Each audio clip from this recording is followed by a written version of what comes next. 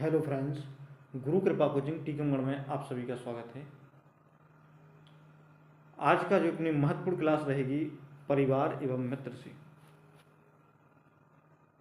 जो मध्य प्रदेश शिक्षक भर्ती वर्ग 3 चयन परीक्षा के लिए काफ़ी महत्वपूर्ण है, जिसमें ज़्यादा से ज़्यादा पूछे जाने की संभावना है। ये पहला पर्यावरण का जो पहला ही टॉपिक है जो आज क्लास प्रारंभ कर रही है। तो फ्रेंड्स, आप लोगों से सबसे पहले तो ये है कि क्लास को पूरा देखना है। दूसरे नंबर, जो चयन परीक्षा का नोटिफिकेशन का इंतज़ार कर रहे हैं तो इंतज़ार नहीं करना है। आप लोग तैयारी बराबर की बनाए रखिएगा।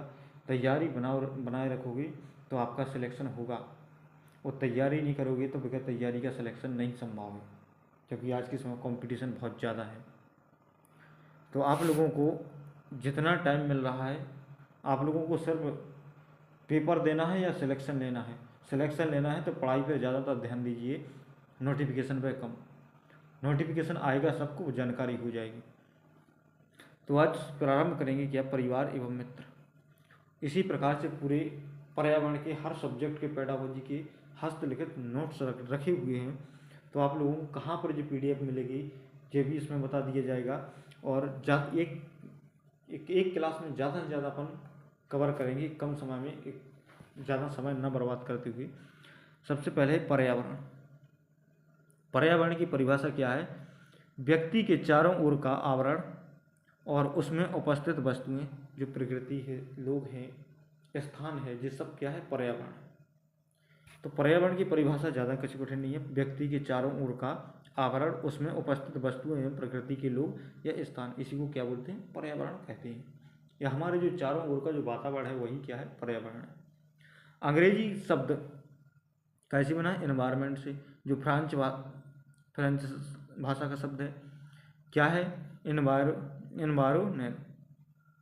नेक्स्ट देखेंगे, पर्यावरण प्राकृतिक एवं मानव निर्मित होता है। पर्यावरण कैसा होता है? प्राकृतिक भी है और मानव निर्मित भी है। आगे देखेंगे, जैसे प्राकृतिक पर्यावरण कौन सा है? जैविक तथा अजैविक घटकों से मिलकर बना होता है। प्राकृतिक पर्यावरण जैविक और अजैविक घटकों से मिलकर बना होता है। जैविक घटक कौन कौन से हैं? जिसमें जैसे जीव जंतु, पेड़ पौधे। जीव जंतु और पेड़ पौधे के अंतर्गत क्या आ जाएगा? जैविक घटक। अजैविक घटक के अंतर्गत कौन कौन से आ गए? जैसे स्थल, जल, वायु, प्रकाश, ताप, मिट्टी। अजैविक घटक के अंतर्गत कौन कौन से आ जाएंगे? जिसमें जीवन नहीं पाया जाता है, जैसे स्थल में नहीं पाया जाता, जल में नहीं पाया जाता, वायु में नहीं पाया जाता है, प्रकाश में, ताप में, इनमें जीवन नहीं पाया जाता है। आगे देखेंगे, और मानव निर्मित पर्यावरण। मानव निर्मित पर्यावरण कौन सा है? जिसका निर्माण स्वयं मानव ने किया है, वो मानव निर्मित पर्यावरण है। जैसे संस्कृति है, सड़कें हैं, रेलवे, इमारतें, पुल, उद्योग, पार्क वगैरह, जी क्या है? मानव निर्मित पर्यावरण, जिनका निर्माण मानव ने स्वयं अपनी आवश्यकताओं की पूर्ति के लिए किया है, तो उसे क्या कहते हैं? मानव निर्मित पर्यावरण कहते हैं। क्या बोलते हैं? मानव निर्मित पर्यावरण कहते हैं। पर्यावरण की परिवार। अब क्या है? पर्यावरण के आगे परिवार। परिवार की परिभाषा क्या है? जब मनुष्य पहली बार सभ्यता और संस्कृति के विकास के लिए समूह में रहना शुरू किया, तब सामाजिक संगठन की पहली इकाई के रूप में परिवार बना। परिवार कब बना? जब एक सामाजिक संगठन के रूप में पहली बार एक इकाई के रूप में जुड़ा, तब एक परिवार बना। और समाज में परिवार एक महत्वपूर्ण इकाई मानी जाती है। समाज में परिवार क्या? एक महत्वपूर्ण इकाई मानी जाती है। नेक्स्ट है, जैसे व्यक्ति और समाज दोनों के लिए परिवार क्या है? महत्वपूर्ण होता है। व्यक्ति के लिए और समाज के लिए, व्यक्ति और समाज दोनों के लिए परिवार एक महत्वपूर्ण होता है। व्यक्ति और समाज के लिए परिवार होना अति आवश्यक होता है। जैसे एक बालक परिवार में जन्म लेता है, एक बालक का परिवार में जन्म लेता है, और परिवार में ही उसका विकास होता है, और परिवार में ही उसका जीवन का अंत होता है। परिवार में ही जन्म लेगा, परिवार में ही विकास होगा, परिवार में ही क्या होता है? अंत होता है। ये तो अपन देखते ही हैं। अगली जो परिभाषा है परिवार की, यंग और मैके ने क्या कहा था, यंग और मैके ने क्या कहा था परिवार के बारे में। परिवार प्राचीनतम एवं मौलिक मानव समूह है। परिवार प्राचीनतम एवं मौलिक मानव समूह है जिसका स्वरूप अलग अलग समाजों में भिन्न भिन्न हो सकता है। जो परिवार का जो स्वरूप है, जैसे अपन देखते हैं अलग अलग जो समाज होता है, जो परिवार होता है, उनमें हर एक समाज में हर एक में नियम कैसे होते हैं, अलग अलग होते हैं। जैसे क्षेत्र के आधार पर भी देख लो तो उसके नियम कैसे होते हैं, अलग अलग देखने के लिए मिलते हैं। लेकिन इसका केंद्रीय कार्य और भूमिका सभी जगह समान मिलती है। जैसे जिनके केंद्रीय कार्य होते हैं, जो भूमिका होती है, वो उसके सब जगह लगभग समान ही होती है। जैसे केंद्रीय कार्य देखेंगे यहाँ पर, केंद्रीय कार्य कौन कौन से होते हैं, बच्चों का पालन पोषण करना और उनकी समाजीकरण करना, सभी का लगभग कैसा होता है, एक समान होता है। परिवार को अंग्रेजी में क्या फैमिली कहते हैं। यह लैटिन भाषा का शब्द है। कौन सी भाषा का शब्द है, फैमिली। एक जो फैमिली शब्द है वो कौन सी, लैटिन भाषा का शब्द है। और फैमिली का अर्थ क्या होता है, नौकर होता है। फैमुलस, फैमुलस का अर्थ क्या होता है, नौकर से बना है, यानी फैमुलस से बना है, जो नौकर शब्द होता है। लेकिन इसका प्रयोग परिवार की व्याख्या में नहीं लाया जाता। इसका प्रयोग किसके, परिवार की, जो परिवार है ना, परिवार की व्याख्या में नहीं लाया जाता है। नेक्स्ट जो देखेंगे आगे, जैसे परिवार में क्या होता है, उत्तरदायी व स्नेह की भावना होती है। जो परिवार होता है, परिवार में क्या उत्तरदायित्व तो होता है और स्नेह की भावना होती है। जैसे स्त्री और पुरुष में वैवाहिक और यौन संबंध होते हैं। कौन से, वैवाहिक और यौन संबंध होते हैं। और बच्चों का जन्म और पालन पोषण भी परिवार में ही होता है। नेक्स्ट देखेंगे, जैसे मैकाइवर और पेज ने क्या कहा था, स्त्री पुरुष के बीच निश्चित यौन संबंध और भी इतने समय तक साथ रहते हैं जब तक के संतान उत्पत्ति एवं उनका पालन पोषण हो। मैकाइवर और पेज ने क्या कहा था, तो जो स्त्री और पुरुष होते हैं उनके निश्चित यौन संबंध होते हैं। कैसे, निश्चित यौन संबंध होते हैं, वो इतने समय तक साथ रहते हैं कि जब तक संतान उत्पत्ति और उनका पालन पोषण ना हो जाए, यानी संपूर्ण जीवन ही उनके साथ रहते हैं। नेक्स्ट जो परिभाषा जैसे क्लियर, ये परिभाषण ज़्यादा से ज़्यादा आप लोगों को कंप्लीट करना है, क्योंकि ये परिभाषण ज़्यादा से ज़्यादा पूछे जाने की संभावना है। परिभाषाओं से ही ज़्यादातर प्रश्न आते हैं। जैसे क्लियर ने क्या कहा था, परिवार अर्थात माता पिता और बच्चों के संबंधों की व्यवस्था होती है। क्लियर ने क्या कहा था, परिवार क्या होता है, जो माता पिता और बच्चों के जो संबंध होते हैं उनकी व्यवस्था ही क्या होता है, परिवार होता है। नेक्स्ट है जैसे परिवार के कार्य। मैकाइवर के अनुसार परिवार के क्या कार्य हैं। परिवार समाज की एक मूल इकाई है। परिवार समाज की क्या है, मैकाइवर ने क्या कहा था, परिवार एक समाज की क्या है, मूल्य इकाई। पूछा जाएगा परिवार को मूल्य इकाई किसने कहा, तो मैकाइवर ने कहा था। परिवार को मूल्य इकाई किसने कहा, तो मैकाइवर ने कहा था। और कार्यों के, यदि इसके कार्यों को दो वर्गों में विभाजित किया। मैकाइवर ने परिवार के कार्यों को कितने, दो वर्गों में विभाजित किया। कितने वर्गों में, दो वर्गों में। कौन कौन से, एक तो था कैसा, आवश्यक, दूसरा कौन सा था, अनावश्यक। आवश्यक कार्य कौन कौन से हैं, जैसे आर्थिक, सामाजिक, शैक्षणिक। आवश्यक जी कौन से आवश्यक कार्य हैं, एक तो आर्थिक, सामाजिक और शैक्षणिक जी क्या है, आवश्यक कार्य हैं। और दूसरा जो बताया था अनावश्यक कार्य। अनावश्यक कार्य में जैसे आनंद हो गया, उत्पादक हो गया, कार्य हो गया, मनोरंजन हो गया, ये क्या होते हैं, अनावश्यक कार्य के अंतर्गत आते हैं। नेक्स्ट है जैसे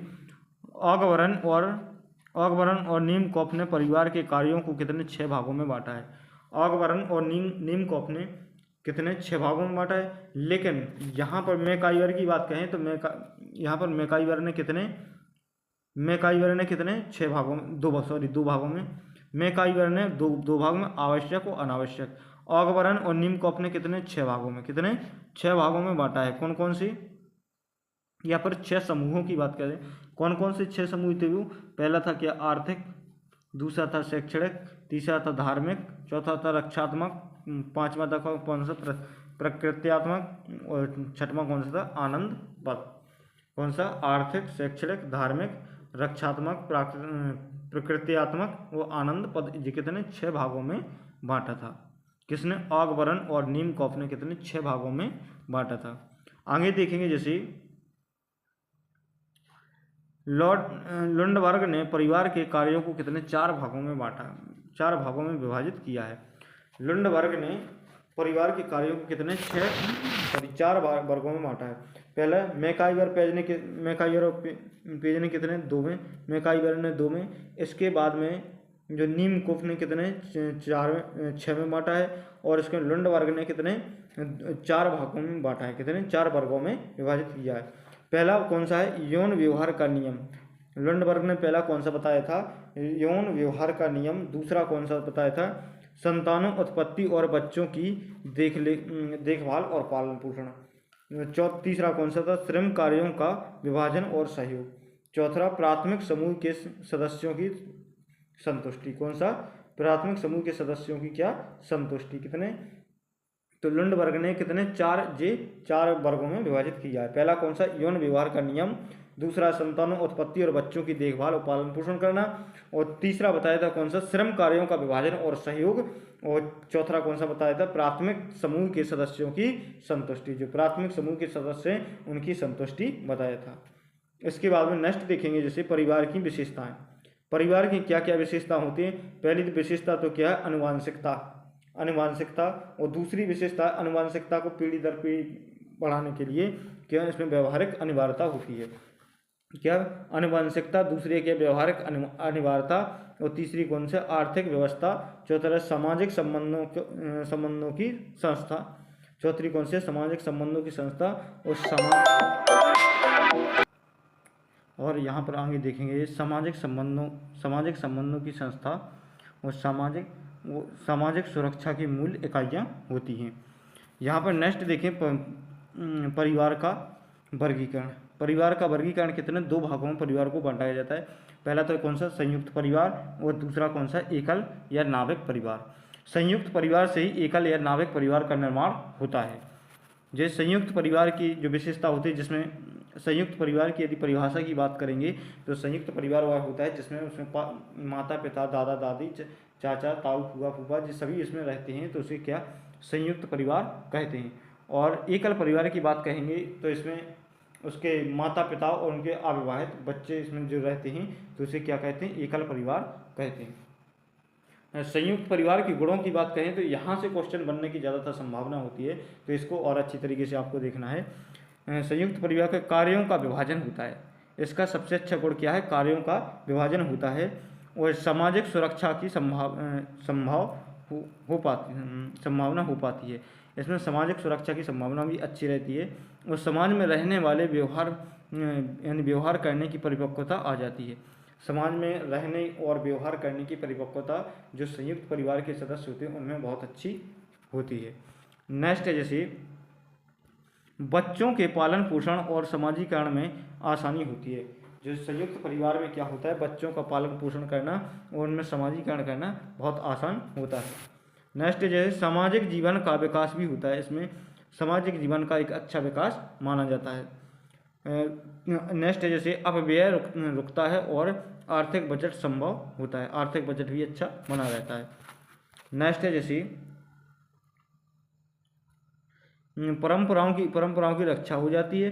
और जैसे पारिवारिक परंपरा, जैसे परंपराओं की रक्षा पारिवारिक परंपरा एक अलग ही होती है। और बुजुर्गों के ज्ञान के कौशल और अनुभवों का लाभ भी मिलता है संयुक्त परिवार में। और संपत्ति और धन का समान वितरण होता है।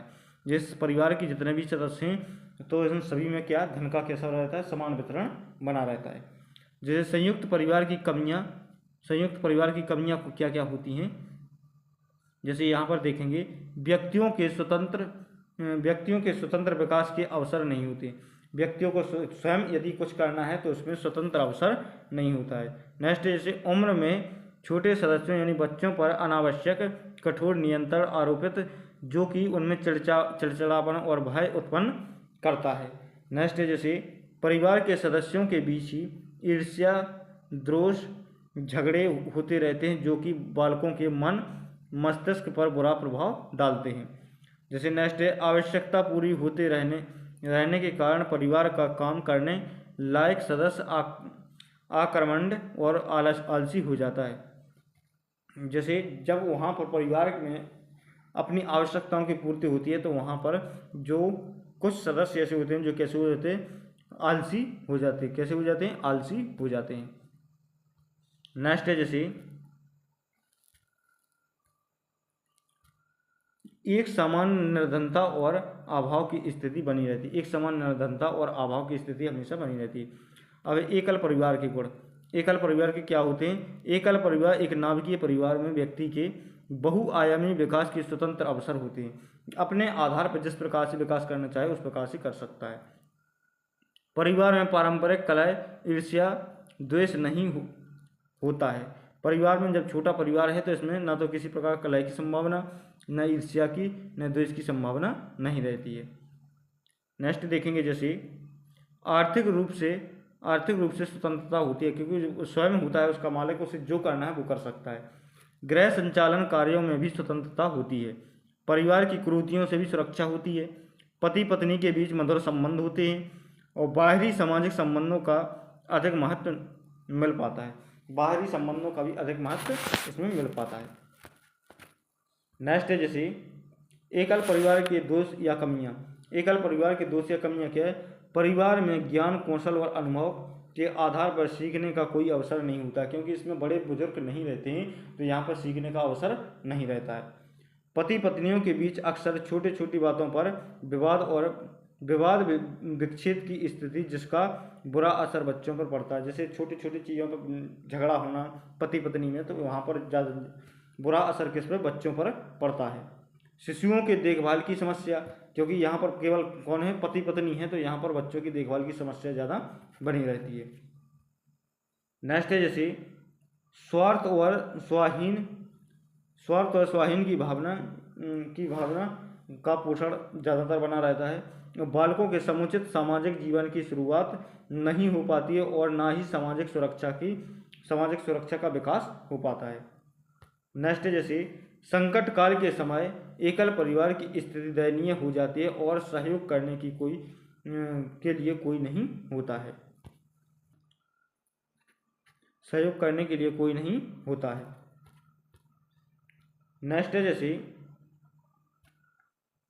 अपव्यय अधिक होता है और समुचित निर्देशन के अभाव में दिशाहीनता और गलत कदम उठाने की आशंका बनी रहती है।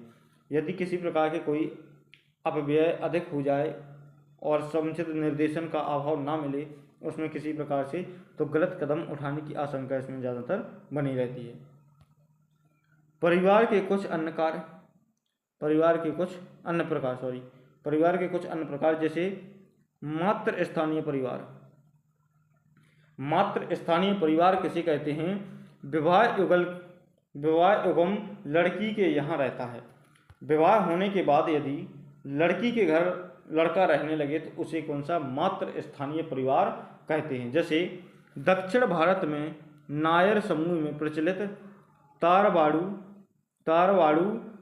कर्नारवार व्यवस्था है। जैसे दक्षिण भारत में ज़्यादातर देखा जाता है कि मातृ स्थान परिवार देखा जाता है वहाँ पर। आगे देखेंगे जैसे पितृ स्थानीय परिवार, जे विवाह के बाद किसके? पिता के यहाँ पर रहने लगते हैं। जैसे मध्य भारत की बात कहें, जैसे अपने मध्य प्रदेश में ज़्यादातर यही पितृ विवाह देखा जाता है कि विवाह के बाद कहाँ पर? पिता के यहाँ पर ज़्यादातर रहते हैं। वैवाहिक परिवार प्रायः एकल परिवार होता है। वैवाहिक परिवार क्या होता है? एकल परिवार होता है जिसका निर्माण विवाह संबंधों के बाद ही पति पत्नी से होता है। जैसे ओनली लड़का है, उसकी शादी कर दी जाए तो उसका जो परिवार है वो शादी के बाद ही प्रारंभ होता है, पहले तो अकेले ही है। तो ये कौन सा? वैवाहिक परिवार कहलाता है, जो एकल परिवार कहलाता है, जिसका निर्माण विवाह संबंधों के बाद ही पति पत्नी से होता है। नेक्स्ट है जैसे समरक्त संबंधी परिवार, ये प्रायः संयुक्त परिवार होता है। इसमें एक ही रक्त समूह या संबंधों के लोग होते हैं। ये अभिविन्यास परिवार है कि ये कैसा है? अभिविन्यास परिवार है। इसकी उत्पत्ति एक ही रक्त से होती है। इसकी उत्पत्ति किससे? एक ही रक्त से होती है। परिवार का महत्व जैसे सीखना यानी शिक्षा, परिवार का महत्व होता है सीखना यानी शिक्षा। विचारों के अनुसार परिवार का शिक्षा के संदर्भ में ही में महत्व। जैसे रूसो ने क्या कहा था, अब यहाँ पर ये परिभाषा ज़्यादातर आप लोगों को अच्छी तरीके से कंप्लीट करना है, क्योंकि यहाँ से क्वेश्चन आने की ज़्यादातर संभावना बनी रहती है। ये समाज और उसका विद्यालय की अलग से शिक्षा की व्यवस्था करता है और बालक को दूषित करता है। पिता को सभ्यता से दूर प्राकृतिक प्रकृति की गोद में बालक को शिक्षा प्रदान करना चाहिए। ये किसने कहा था? रूसो ने कहा था कि समाज और उसका विद्यालय अलग से शिक्षा की व्यवस्था करता है और बालक को दूषित करता है। पिता को सभ्यता से दूर प्रकृति की गोद में बालक को शिक्षा प्रदान करना चाहिए। जो बालक को शिक्षा प्रदान करना है वो कहाँ पर? प्रकृति की गोद में प्रदान करना चाहिए। किसकी? प्रकृति की गोद में प्रदान करना चाहिए। ये ध्यान रखना, ये किसने कहा था? प्रकृति की गोद में प्रदान करना चाहिए शिक्षा, जो रूसो ने कहा था। किसने? रूसो ने कहा था। नेक्स्ट है, जैसे पेस्टोलॉजी ने क्या कहा था? पेस्टोलॉजी ने क्या कहा था? जैसे बालक की शिक्षा के लिए अनौपचारिक साधन के रूप में परिवार के महत्व को स्थापित करता है। बालक को जो अनौपचारिक शिक्षा है, अनौपचारिक शिक्षा के रूप में किसको स्थापित करता है? परिवार को स्थापित करता है। तो अनौपचारिक शिक्षा कहाँ से जुड़ी हुई है? परिवार से जुड़ी है। जो अनौपचारिक शिक्षा है, जो समाज के जो बाहरी जीवन की शिक्षा है, जो एक 4 विद्यालय में जो शिक्षा दी जाती है, वो कैसी? औपचारिक शिक्षा कहलाती है। जो परिवार और समाज से जो शिक्षा सीखते हैं वो कौन सी? अनौपचारिक शिक्षा कहलाती है। तो अनौपचारिक साधन के रूप में शिक्षा को किसको महत्व दिया है? पेस्टोलॉजी ने परिवार को महत्व दिया है। परिवार ही बालक का प्राथमिक विद्यालय। किसने कहा था कि परिवार ही बालक का प्राथमिक विद्यालय? तो किसने? पेस्टोलॉजी ने कहा था। ये पॉइंट याद रखना, जी ज़्यादातर बहुत ज़्यादा पूछा गया है कि परिवार ही बालक का प्राथमिक विद्यालय है। परिवार ही प्राथमिक विद्यालय, जी किसने कहा था? पेस्टोलॉजी ने कहा था। और प्रथम गुरु किसको कहा था? माता को। किसको? बालक की प्रथम गुरु किसको कहा था? तो माता को प्रथम गुरु कहा था। नेक्स्ट है, जैसे फ्रोबेल ने क्या कहा था? इस पर पेस्टोलॉजी का प्रभाव ये बालक की शिक्षा में माँ की महत्वपूर्ण भूमिका मानता है और माता आदर्श शिक्षा होती है। किसने? माता क्या होती है? एक आदर्श शिक्षा माना। माता को क्या? एक आदर्श शिक्षिका माना था, जो बच्चों को सबसे बेहतर तथा अनौपचारिक तरीके से शिक्षित करती है। जो बच्चों को कैसी? बेहतर और एक अनौपचारिक तरीके से बेहतर करती है। नेक्स्ट है, जैसे नेक्स्ट जो परिभाषा है किसने कहा था? नेक्स्ट जो परिभाषा है किसकी? मॉन्टेसरी की। ऐसी परिभाषाएं जो ज़्यादातर पूछी जाने की संभावना है और पूछी भी जाती हैं, इसलिए आप लोगों को बहुत अच्छी तरीके से इसको कंप्लीट करना है। बालक की शिक्षा में घर का अत्यधिक महत्व है। घर ही उसके बचपन का सबसे अच्छा और प्रभावी विद्यालय होता है। बालक की शिक्षा में घर का अत्यधिक महत्व होता है। घर ही उसके बचपन की सबसे अच्छा और प्रभावी विद्यालय माना जाता है। घर ही सबसे अच्छा और प्रभावी विद्यालय माना जाता है। जी किसने कहा था? मॉन्टेसरी ने। जी परिभाषा बहुत अच्छी तरीके से याद करना। नेक्स्ट है, जैसे परिवार का महत्व संसाधन बिंदु। परिवार ही वह प्रासंगिक स्थान है जहां बच्चों का समाजीकरण शुरू होता है। क्या परिवार ही वह प्रासंगिक स्थान है जहां पर बच्चों का क्या? समाजीकरण शुरू होता है। बालक परिवार के बड़े लोगों के व्यवहार से प्रभावित होता है, क्योंकि परिवार में क्या होता है? बड़े बुजुर्ग लोग होते हैं, उनके व्यवहार से क्या होते हैं? बच्चे प्रभावित होते हैं और साथ साथ वैसे ही व्यवहार करते हैं, वैसे ही कौशल सीखते हैं जैसे कि परिवार में होते हैं। नेक्स्ट है, जैसे परिवार की सामाजिक परिस्थिति बच्चों के सामाजिक विकास को प्रभावित करती है। नेक्स्ट है, जैसे आगे देखेंगे, माता पिता और बड़ों के स्वास्थ्य और शारीरिक दशा का बालक पर प्रभाव होता है। यदि माता पिता बीमार रहते हैं तो उनका असर बच्चों के शारीरिक और मानसिक दोनों पर होगा। अगर माता पिता बीमार हैं तो उनके बच्चों पर ज़्यादातर असर होता है।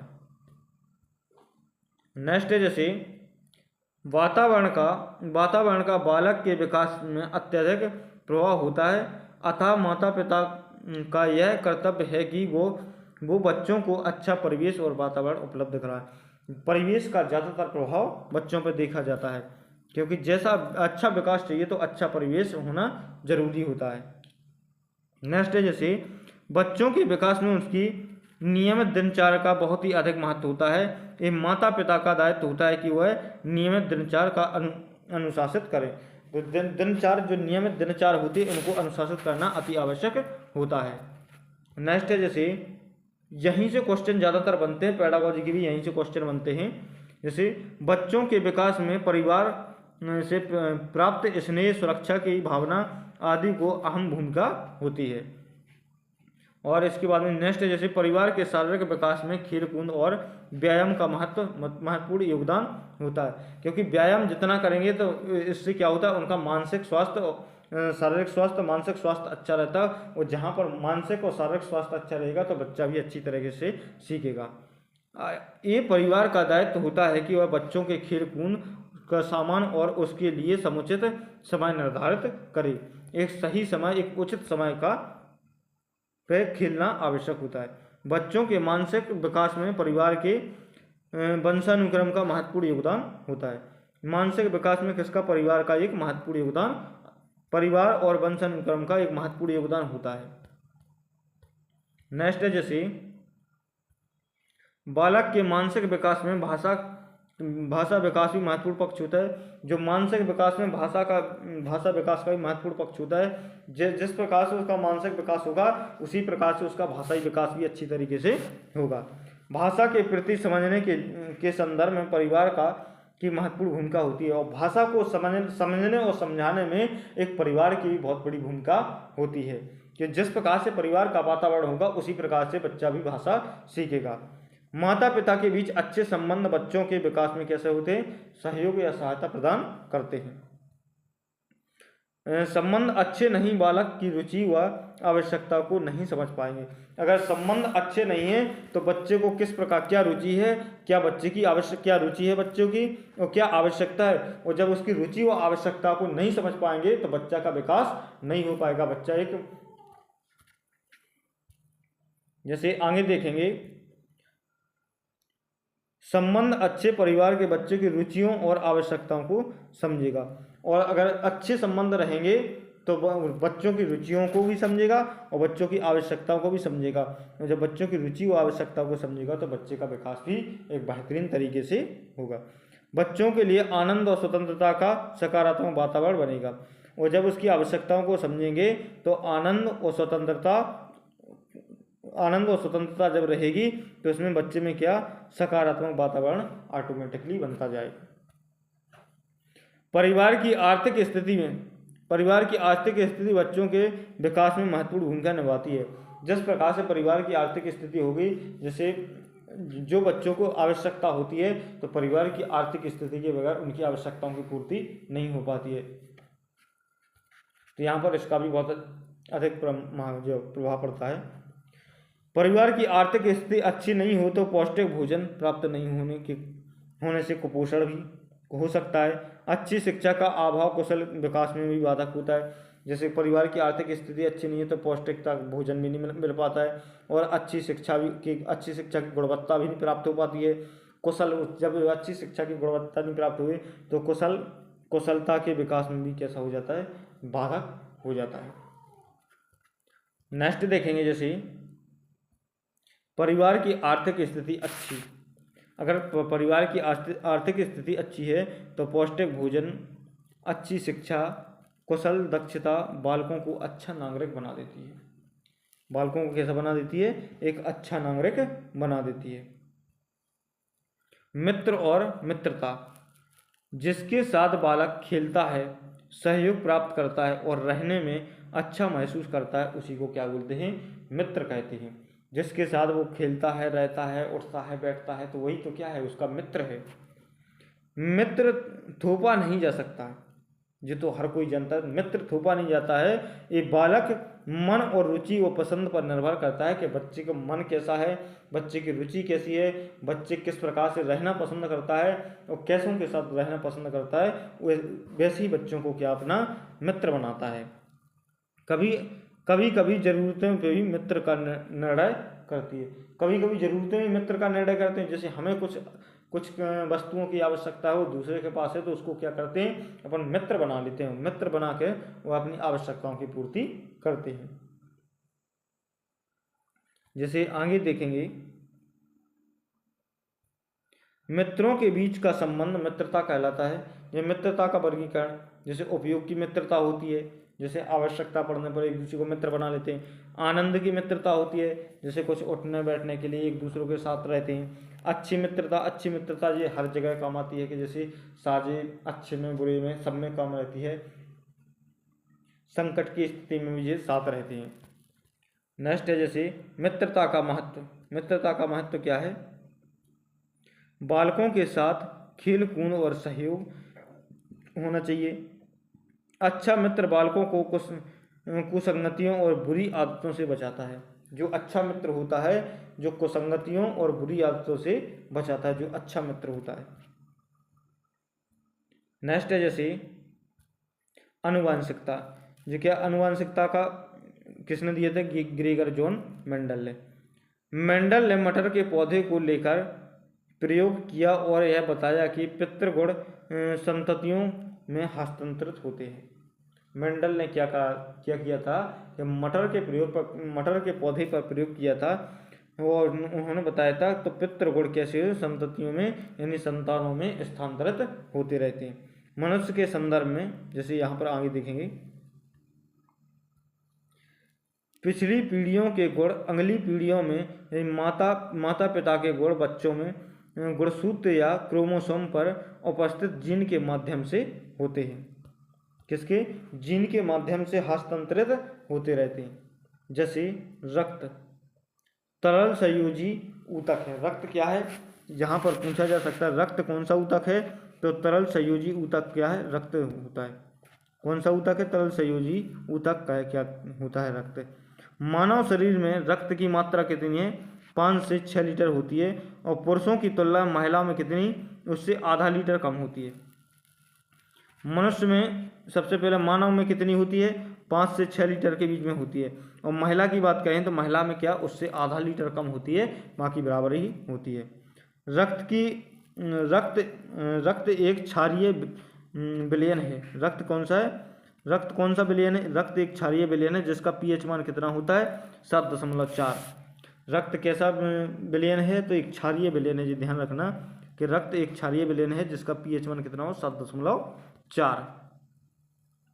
नेक्स्ट है जैसे यदि रक्त का पीएच मान 1 से 7 के बीच में हो तो पदार्थ अम्लीय होगा। रक्त का पीएच मान 1 से 7 के बीच में हो तो पदार्थ कैसा होता है? अम्लीय। और यहाँ पर उल्टा यदि पदार्थ का पीएच मान 1 से 7 के बीच में है तो कैसा होगा? अम्लीय। और 7 है तो 7 और 14 के बीच में है तो कैसा होगा? क्षारीय। यदि जो कोई पदार्थ है इसका मान इस 6 यानी 1 से लेकर 7 तक के है तो कौन सा कहलाएगा? अम्लीय पदार्थ कहलाएगा। और यदि 7 से 14 के बीच में है तो कैसा होगा? क्षारीय। और किसी का 7 है तो उसे क्या बोलेंगे? उदासीन। क्या बोलेंगे? उदासीन कहते हैं। ये पीएच मान में हाइड्रोजन के आयनों की सांद्रता होती है। पीएच मान में किसकी? हाइड्रोजन के आयनों की क्या होती है? सांद्रता होती है। नेक्स्ट है जैसे रक्त निम्नलिखित पदार्थों से मिलकर बना होता है। रक्त किससे? प्लाज्मा से मिलकर बना होता है और रक्त कण भी इसमें होते हैं। जैसे रक्त का 55 से 60% भाग होता है। रक्त का 55 से 60% भाग होता है और प्लाज्मा का आजीवित रक्त तरल होता है। क्या? आजीवित तरल होता है। इसमें 90% जल तथा शेष प्रोटीन, लवण और ग्लूकोज आदि पदार्थ होते हैं। इसमें 90% क्या होता है? रक्त में 90% तो जल होता है और शेष में क्या होते हैं? जैसे प्रोटीन, लवण, ग्लूकोज आदि पदार्थ मिले रहते हैं। तो यहाँ पर ये ध्यान रखना है कि रक्त का 55 से 60% भाग जो होता है वो किससे? प्लाज्मा से बना होता है और प्लाज्मा कैसा होता है? आजीवन तरल होता है। इसमें कम से कम 90% क्या होता है? जल। रक्त में 90% जल है और इसमें शेष में 10% में क्या होता है?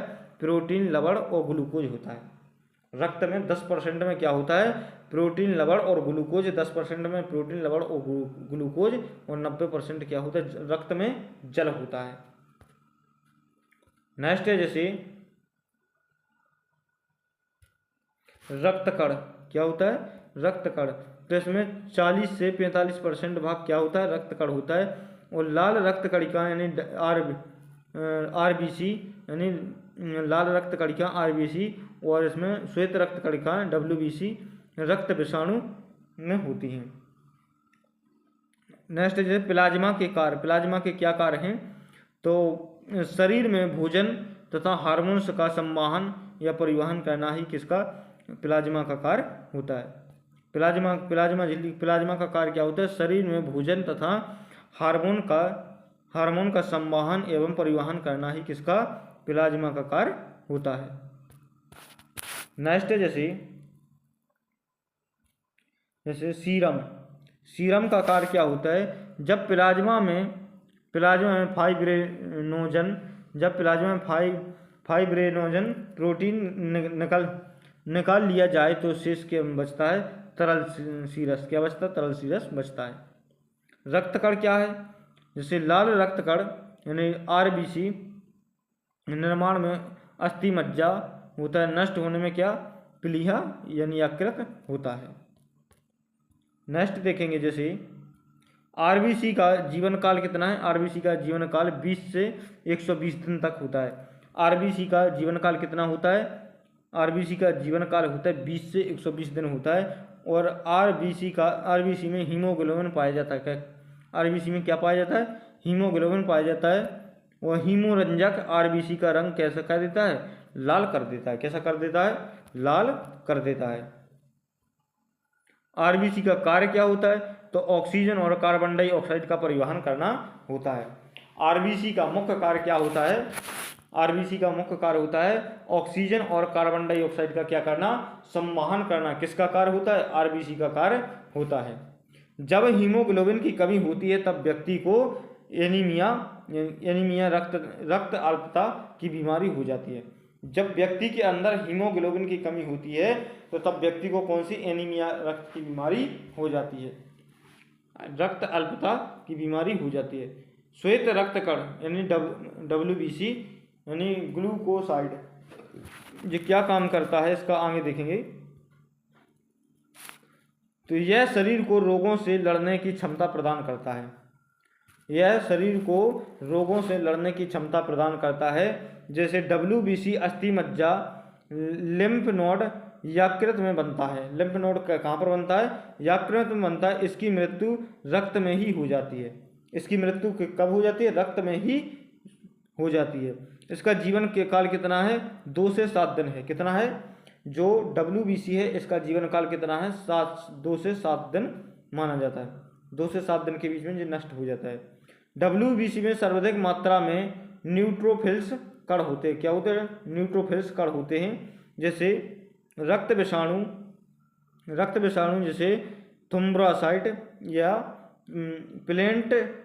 प्लेटलेट्स की कमी से डेंगू रोग बनाता है। क्या बनाता है, प्लेटलेट्स की कमी से डेंगू रोग बनाता है। नेक्स्ट देखेंगे जैसे अपन, ये केवल मनुष्यों तथा स्तनधारियों में पाए जाते हैं। किसमें, मनुष्यों में और स्तनधारियों में पाए जाते हैं। ये रक्त का थक्का जमने में क्या करते हैं, सहायता करते हैं। जैसे ये बाकी देख लेना आप लोग। इसका जीवन काल कितना, 3 से 5 दिन होता है। कितना होता है, 3 से 5 दिन होता है। वो जो नष्ट कहाँ होते, प्लीहा में हो जाते हैं। और इनका जीवन काल कितना, 3 से 5 दिन होता है। जैसे रक्त के कार्य कौन कौन से हैं, तो ये शरीर के ताप का क्या करते हैं, नियंत्रण करते हैं। रक्त का कार्य क्या होता है, ये शरीर के तापमान को नियंत्रण करते हैं और शरीर की रोगों की रक्षा करते हैं। शरीर की रोगों से क्या करते हैं, रक्षा करते हैं। और ये ऑक्सीजन यानी कार्बन डाइऑक्साइड, भोजन और उत्सर्जी पदार्थों का क्या करते हैं, संवाहन करते रहते हैं। नेक्स्ट है जैसे रक्त का थक्का जमने में क्या मदद करता है, क्या रक्त का थक्का जमने में मदद करता है। जो विटामिन के का काम होता है वह ये करवाता है। लैंगिक वातावरण कैसे सहायक होता है। तो थैंक यू दोस्तों, आज के लिए बस इतना ही, मिलते हैं नेक्स्ट वीडियो में, तब तक के लिए जय हिंद, वंदे मातरम।